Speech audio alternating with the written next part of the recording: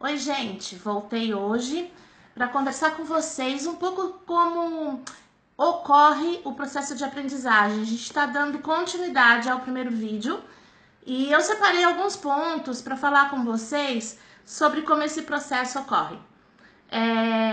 Na verdade, a pergunta que eu lancei foi: é de dentro para fora ou de fora para dentro? Então, no final do vídeo, a gente vai tirar essa conclusão. Sei que para que a nossa aprendizagem ocorra, é necessário emoção, motivação, atenção. A emoção, ela interfere no processo de retenção da informação. E é preciso motivação para a gente aprender. Se a gente não estiver motivado, não adianta, porque nenhuma informação vai ser retida.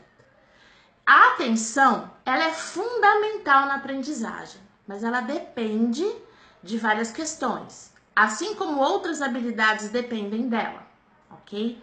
Então, o cérebro, ele realmente vai se modificar em contato com o meio.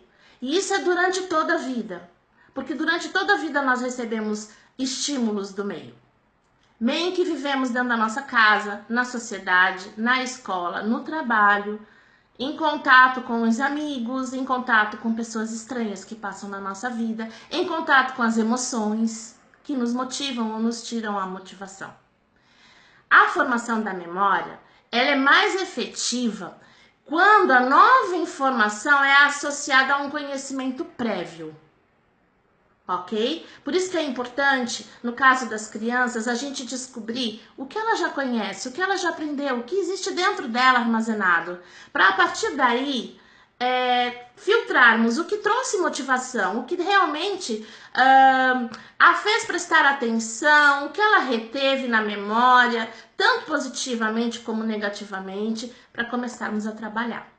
Então, aprender, primeiro ponto de hoje, envolve emoção, interação, alimentação, descanso, motivação, entre outros, ok? Eu gostaria que vocês também prestassem atenção numa questão. Nós temos as nossas funções executivas. A neurociência fala muito sobre isso, neurociências e aprendizagem. Nós dirigimos nossa atenção para o estímulo que julgamos ser importante num exato momento. Se não é importante, a nossa atenção não é retida naquele momento. A memória é a capacidade de armazenar as informações, de lembrar delas e utilizá-las no presente. Então vamos lá. A nossa atenção é uma função executiva. Somente aquilo que julgamos ser importante nos chama a atenção. A memória é a capacidade de armazenar as informações, de lembrar delas, de utilizá-las no presente, certo? O bom funcionamento da memória depende inicialmente do nível de atenção, ok? Então, quando você foca, concentra e presta atenção, você guarda na memória, né? E para que o bom armazenamento aconteça, outras atividades cognitivas, como a capacidade de percepção e de associação, é importante para que as informações possam ser armazenadas com sucesso. Então, agora nós já sabemos que temos que prestar atenção, estarmos motivados, certo? Aquilo tem que ser importante para a gente, tem que instigar a nossa curiosidade para que a gente consiga memorizar, guardar as informações, lembrar delas e utilizá-las. E esse bom funcionamento da memória depende do nível de atenção. Ok? Além disso, para um bom armazenamento das atividades, para outras atividades cognitivas, a gente tem a capacidade de percepção e associação, para que as informações possam ser armazenadas. Eu realmente separei alguns pontos que eu acho importantes para a gente falar. Com relação à memória, existe a memória de curto prazo, certo? A memória de um trabalho que possibilita, por exemplo, uma pessoa discar o número de um telefone, que alguém acabou de lhe dizer, ou repetir algumas frases de um texto lido nesse exato momento. E a memória a longo prazo, ao contrário da anterior, ela tem uma capacidade maior para o armazenamento das informações que permanecem em cada indivíduo durante algum tempo, algum período, podendo até ficar indefinidamente guardada. Por exemplo, as lembranças de fatos ocorridos na infância, o aprendizado de conteúdos, tanto na escola, como em palestras, em cursos que você faça, a fisionomia ou o nome de alguém que você não vê há tempos. Então, existe a memória de longo prazo, a memória de curto prazo. Nas nossas crianças que têm deficiência intelectual, déficit cognitivo, a memória de curto prazo, ela realmente é prejudicada, né? Eu vejo na minha filha que ela verdadeiramente guarda nomes, acontecimentos, histórias, vivências, né, pessoais e dela e da família, muito mais a longo prazo daquilo que ela viveu há muito mais tempo atrás do que realmente fixa a curto prazo. Lógico que agora, aos 27 anos, isso tudo já está muito mais treinado, tudo muito mais harmonioso, então já está bem aperfeiçoado. Mas nós precisamos prestar atenção que a memória a curto prazo é prejudicada, a longo prazo ela é mais acessível para a criança.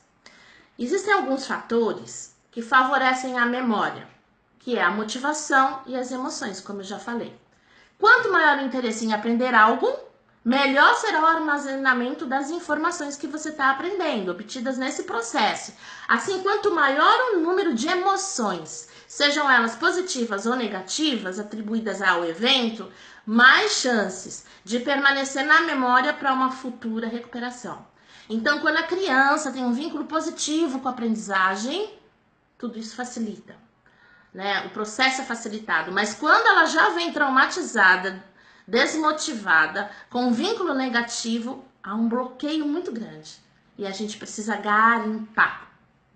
Infelizmente, apagar todas as fichas escuras e substituir pelas fichas mais brancas. O que eu quero dizer é trazer motivação, emoção, para que essa criança tenha verdadeiramente vontade de aprender, para que ela realmente consiga reorganizar as suas emoções, a sua cognição, e decidir que é bom, não só decidir, mas sentir que é bom aprender. Por isso que a gente busca tantos recursos prazerosos para que a criança ludicamente aprenda, né? O lúdico ajuda muito na aprendizagem das nossas crianças.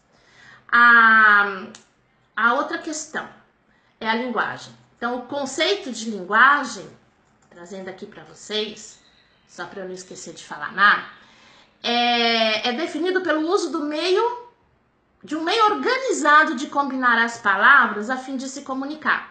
Embora a comunicação não se constitua unicamente num processo verbal. Existe a comunicação não verbal, as formas não verbais, como gestos, desenhos, que também são capazes de transmitir as ideias e os sentimentos das nossas crianças, ok? Então, a linguagem é um processo que ocorre se existir uma sequência coerente de símbolos, sons ou palavras. Assim, eu paro um pouquinho para falar a importância da consciência fonológica na oralidade, na verbalização. Na oralidade, na escrita, na interpretação, na construção e produção de textos, na comunicação no geral. Para uma comunicação ser satisfatória, o indivíduo precisa compreender uma determinada informação para entender a seguinte. E daí por diante até o fim de um texto ou de uma conversa. Se já não houve compreensão do enunciado simples de uma atividade, ele não vai conseguir executar essa tarefa, né? Se não houve a compreensão de um comando simples, ele não vai conseguir realizar outros comandos. Ele não vai responder, certo? Então, assim, gente, o que eu trouxe de importante para hoje é que vocês precisam, assim, perceber que a aprendizagem ela tem uma série de itens que são necessários para que ela ocorra. A outra é a percepção. É o processo pelo qual o sujeito é capaz de reconhecer, organizar e dar significado a um estímulo vindo do ambiente através dos órgãos sensoriais. Então, por exemplo, se o indivíduo tem os seus olhos vendados e lhes são oferecidos alguns objetos para tatear, por exemplo, ele é capaz de reconhecer, através das informações armazenadas, a textura. Se é áspero, se é macio, duro, mole, a forma, se é um quadrado, se é um círculo, se é grande, se é pequeno, e depois nomear o objeto. Mas para que isso aconteça, ele tem que ter a memória, na memória, essas informações. Para ter na memória essas informações, a atenção, a habilidade da atenção, precisa ter ali uma maturidade suficiente para ter armazenado, ajudado a memorizar, guardar, reter, certo? Para que através da percepção e através do sensorial ele consiga reconhecer, descrever as características e nomear, ok? O mesmo processo ocorre com outros sentidos, por exemplo, o olfato. É reconhecer, por exemplo, um cheiro, né? A gente sabe que há um incêndio ou alguma coisa queimando por conta do cheiro da fumaça, né? A gustação, por exemplo, identificar se algo é doce ou salgado através das experiências, né? A audição, saber que um som é do canto de um pássaro, ou a visão, identificar um obstáculo ao dirigir um veículo, desviar dele. Então, o sensorial também faz parte da aprendizagem, ok? As funções executivas, finalizando, então, elas reúnem todas as funções anteriores. Para resolver um determinado problema, o sujeito precisa utilizar todas as funções cognitivas. Se detectar um cheiro de fumaça, atenção. Ele vai reconhecer, através da percepção, de acordo com o que já foi aprendido, memória, que esse pode ser um sinal de incêndio. Ficou claro? A partir de então, ele busca estratégias para solucionar esse problema. Como primeiro, se certificar do que se trata, manter a calma, retirar as pessoas do local, chamar por socorro. Essas são as funções executivas. Eu quero deixar então hoje essa mensagem para vocês do quanto é importante essa harmonia, esse processo que é de dentro para fora e de fora para dentro.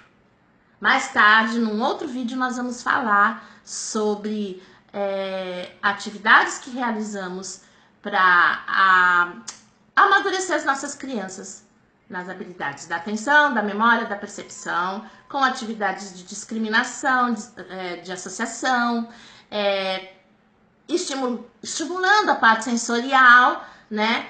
E verdadeiramente tornando possível no dia a dia, através da estimulação global, de atividades concretas, depois estruturadas e adaptadas no papel, experiências,